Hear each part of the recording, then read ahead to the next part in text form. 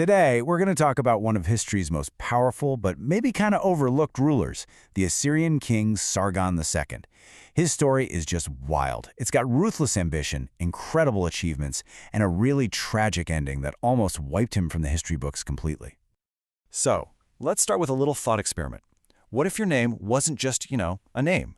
What if it was a bold promise, a declaration to the entire world? Well, for the man who would become Sargon II, that's exactly what it was. He didn't inherit the name Sargon, he chose it, and it literally means true king. Now, this was no accident. He was deliberately calling back to a legendary empire builder from like 1,000 years earlier.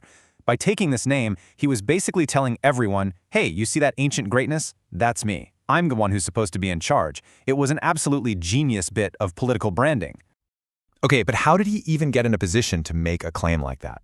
Well, that brings us to the first part of his story, and it's a bit of a mystery. His rise to the very top of the most powerful empire on Earth at the time. So, in 722 BCE, Sargon just appears on the throne. It's like, poof, he's there.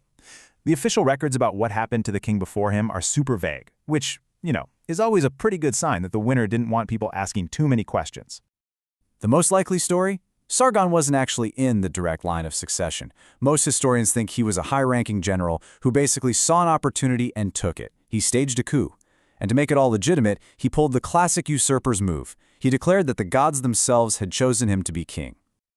And you know what? Once he had that throne, he wasted absolutely no time proving he deserved it, which leads us to the next chapter, his non-stop campaign of conquest and locking down his new empire. And just look at the pace this guy kept. The man did not sleep. Within 1 year of taking power, bam, he crushes a rebellion in Samaria. 4 years later, he captures the super important trade city of Carchemish. A few years after that, he marches north and just completely dismantles Assyria's old rival, Urartu. This wasn't just random fighting. It was a methodical, systematic expansion of power. And the key thing here is that these weren't just battles. They were world-changing events that literally redrew the map of the ancient Near East. Taking over Israel led to the famous Assyrian exile you might have heard of. Grabbing Carchemish gave him control over the economic lifeblood of the whole region, and crushing Urartu, that secured his northern border for a generation. But don't make the mistake of thinking he was just some brute warrior. Sargon was also a brilliant administrator.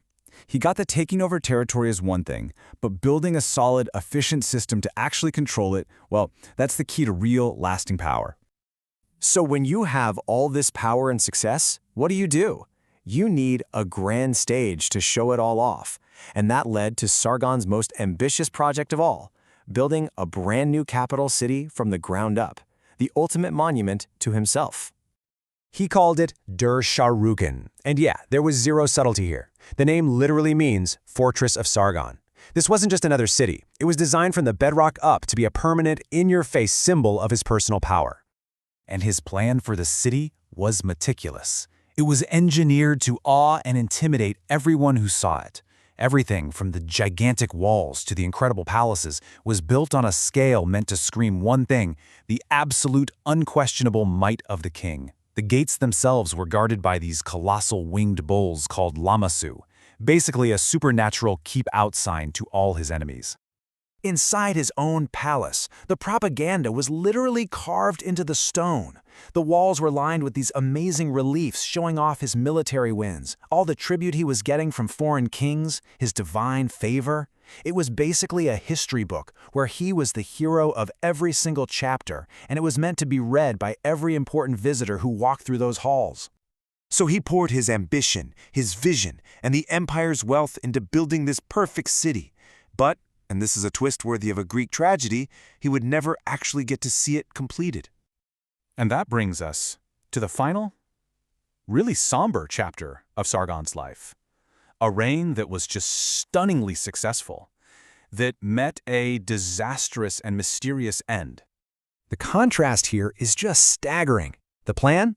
To rule as a glorious king from his magnificent, perfect capital city. The reality?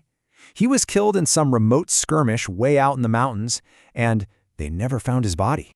Now, you have to understand, for the Assyrians, this was the absolute worst thing that could possibly happen.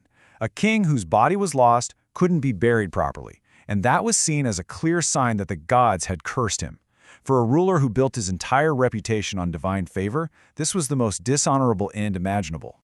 The fallout was just devastating. His own son and successor, Sennacherib, basically saw the new capital as being tainted by this terrible omen, so he immediately abandoned the nearly finished Dur-Sharrukin and moved the capital to Nineveh. Sargon's fortress, his entire life's work, was just left behind to crumble. So, how are we supposed to think about the legacy of a guy whose reign was so incredibly successful, but whose end was so catastrophic? A man whose greatest monument was abandoned the second he died. I mean, if you look at his report card, the achievements are just undeniable. Militarily, the guy was a genius who expanded the empire to its absolute peak. Administratively, he was a reformer who made that empire run like a well-oiled machine. And architecturally, he built a city that was the envy of the world, even if it was just for a moment. And this, right here, this is the crucial takeaway.